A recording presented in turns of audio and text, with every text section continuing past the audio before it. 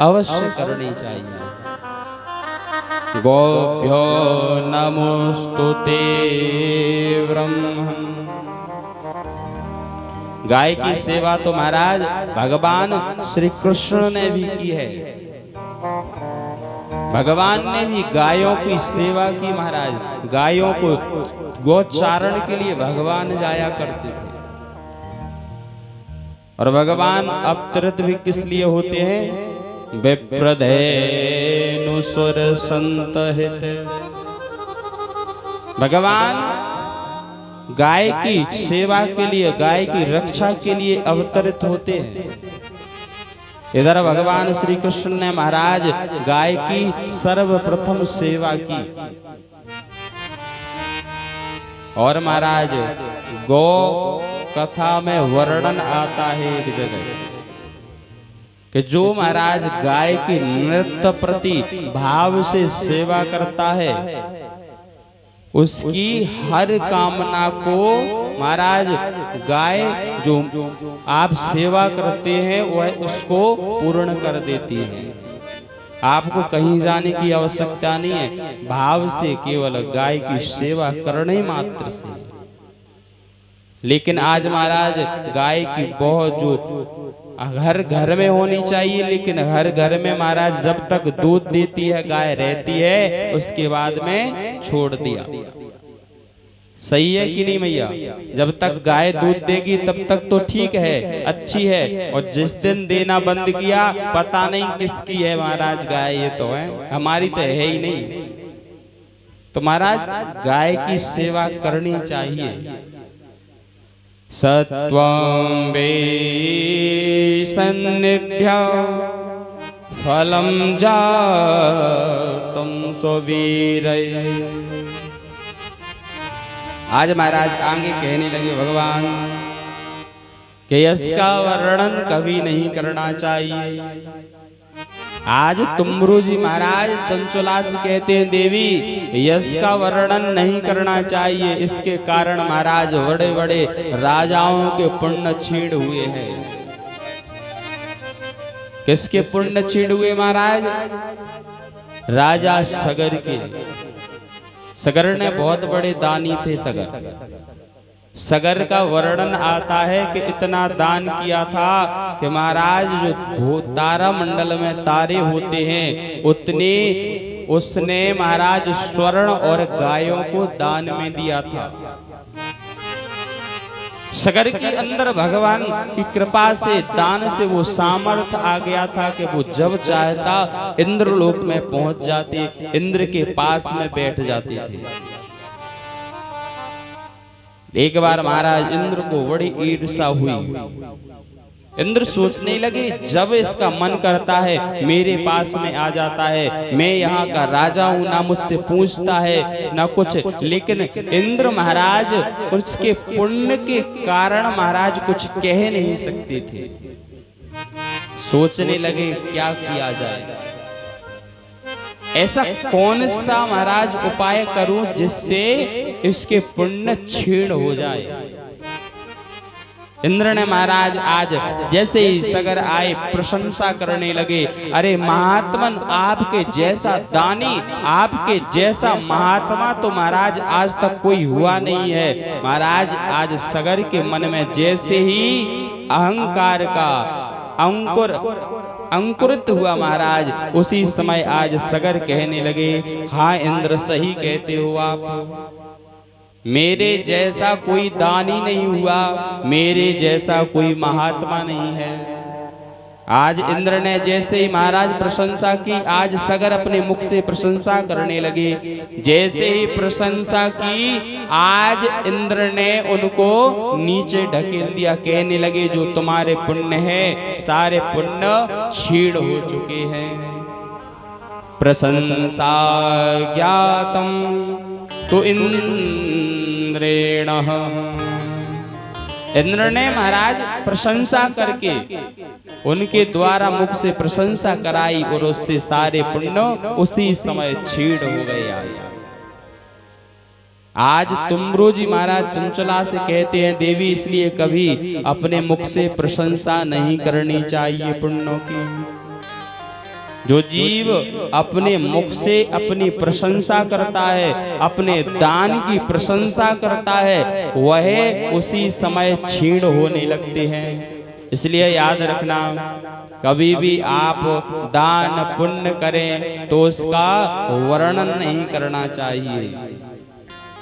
बहुत से लोग ऐसे होते हैं कि महाराज थोड़ा सा दान दे करके महाराज उनको 10 जगह जाएंगे तो 10 जगह बताएंगे कि आज तो मैंने दान किया है मंदिर में, है आज मैंने मंदिर में दान किया, आज मैंने महाराज इधर इतने ब्राह्मणों को संतों को भोजन कराए, यहाँ पर दान किया। वह आप अगर वर्णन करते हैं तो महाराज जो पुण्य है वह क्षीण होने लगता है।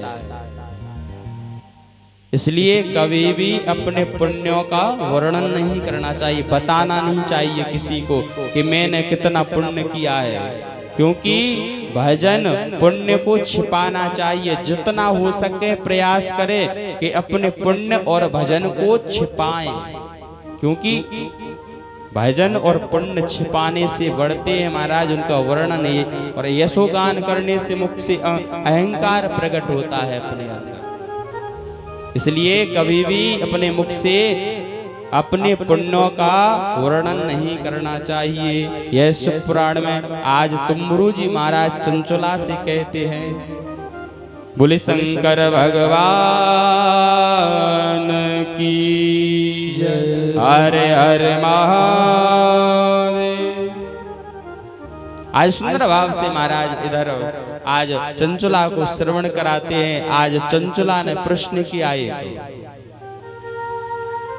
कहने लगी ऐसा कोई भक्त की कथा हो तो मुझे श्रवण कराइए जिसने अपने जीवन में महाराज कभी कोई पुण्य ना किया हो और भगवान के धाम की उसको प्राप्ति हो गई हो। जीवन में कोई पुण्य कार्य ना किया हो महाराज, कभी भी कुछ अच्छा कार्य ना किया हो और भगवत प्राप्ति हो गई हो। आज महाराज कहने लगे कि हाँ एक भक्त की कथा है। एक महाराज अजामिल नाम का एक ब्राह्मण था, जो पहले महाराज बहुत बड़ा ज्ञानी था, तप करने वाला था। लेकिन क्या हुआ, एक बार वह समधा लेने के लिए जंगल में गया। जैसे ही आज वह जंगल में प्रवेश किया, देखता है कि सामने एक वेश्या एक संसर्ग कर रही है। उसको देखकर महाराज वह उस पर मोहित हो गया ब्राह्मण, क्योंकि काम महाराज दो जगह से प्रवेश करता है, एक तो या तो नेत्रों से या तो महाराज कानों के द्वारा। आज जैसे ही वह वेश्या पर मोहित हुआ, घर परिवार पत्नी पुत्र को छोड़ करके आप तो उस वेश्या के घर चला गया, वेश्या के यहीं पर रहने लगा। वो वेश्या के यहाँ पर महाराज उसकी सेवा करने लगा, और जो कहती महाराज वही वो करता। अब तो ब्राह्मण तो कर्म उसने छोड़ दिया, लेकिन पालन करने के लिए कुछ ना कुछ तो उसको करना था। महाराज चोरी करने लगा, जीव की हिंसा करने लगा, बहुत बड़ा महाराज चोर बन गया। एक बार एक संतों की मंडली महाराज चातुर्मास व्रत करने के लिए जा रही थी कि रास्ते में महाराज संध्या का समय हो गया। वहां पर महाराज कुछ बच्चे खेल रहे थे। बच्चों से पूछा, यहाँ पर कोई भगवान के भक्त का घर है क्या?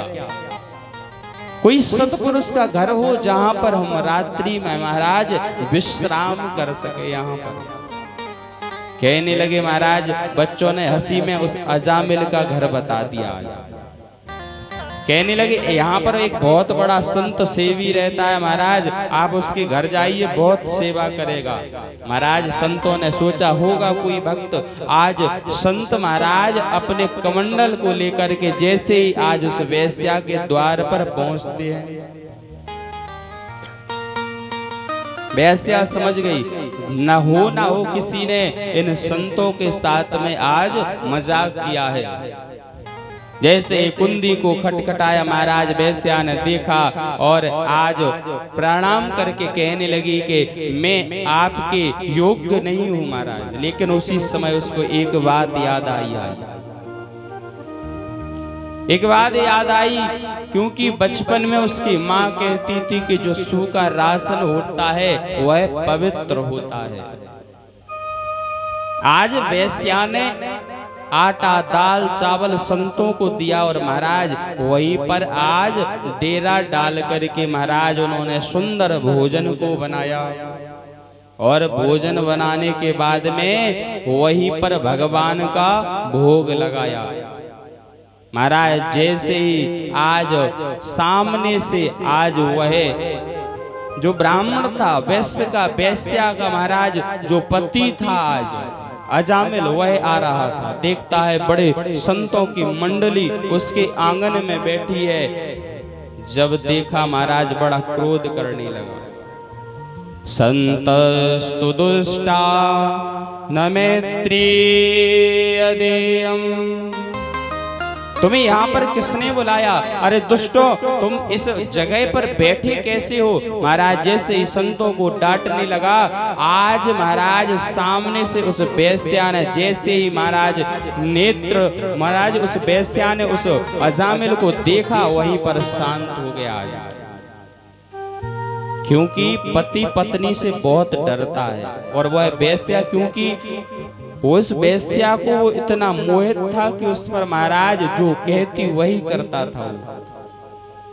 आज जब वेश्या ने कहा कि मैंने इन संतों को यहाँ पर आश्रय दिया है, उसी समय महाराज अजामिल आज शांत हो गया, अंदर चला गया। प्रातः काल हुई, संत जाने लगे, कहने लगे अब ऐसा करो, ब्राह्मण संतों को भोजन कराने के बाद में दक्षिणा देनी चाहिए।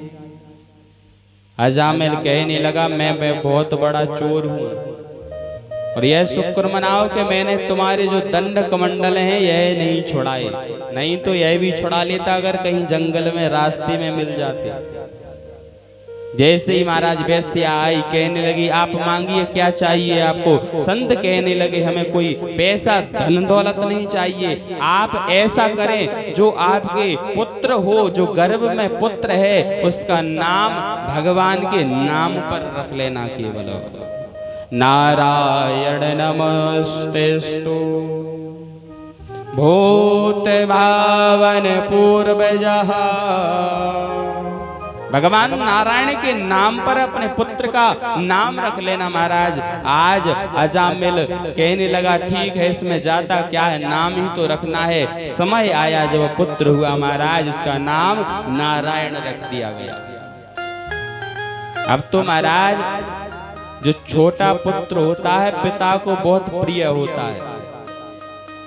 आज जागते बैठते उठते महाराज केवल नारायण नारायण नाम लेने लगा। समय आया महाराज उसको लेने के लिए, एक दिन दूत आए। महाराज देखता है कि बड़े विकराल विकराल दूत एक रस्सी की फांस लेकर के उस अजामिल के गले में डालने लगे। वह उसी समय महाराज नारायण नारायण चिल्लाने लगा। जैसे ही भगवान का नाम लिया, भगवान के पार्षद वहां पर उपस्थित हो गए, कहने लगे यह तो महाराज भगवान के धाम जाने वाला है। यमदूत और पार्षदों का झगड़ा होने लगा आज आपस में। यमदूत कहने लगे इसने तो महाराज कोई कभी पुण्य किया ही नहीं, सदैव पाप कर्म में रत रहा, यह तो महाराज नरक जाने वाला है। यमदूत कहते हैं इसने भगवान का नाम लिया है, और जो भी अंत समय में भगवान का नाम लेता है, कीर्तन लेता है, वह भगवान के धाम को प्राप्त होता है। सत्वं धामायते विष्णु, भगवान विष्णु के धाम के योग्य हो गया है। महाराज आज अजामिल कहने लगे, जो अजामिल था वह सारे दृश्य को सुन रहा था। यमदूत और पार्षद महाराज आपस में कहते हैं, यमदूत के महाराज जो भी भाय कुभाय अनख आलसहु, भाव से लिया हो या कुभाव से, या पुत्र का हो या किसी का हो, लेकिन नाम तो हमारे गोविंद का लिया है, हमारे प्रभु का लिया है, इसलिए इसका महाराज उद्धार हो गया आज। अगर आप यमदूतों से पार्षद कहते हैं, जैसे कोई बिजली का तार पकड़े, उसको महाराज पता हो या ना हो कि यह बिजली है, पकड़ेगा तो महाराज उसका स्वभाव है, उसको करंट लगना ही लगना है। ऐसे ही भगवान का आप नाम चाहे भाव से ले या कुभाव से ले, वह कल्याण करने वाला होता है। हो कोई धीर न धरे गो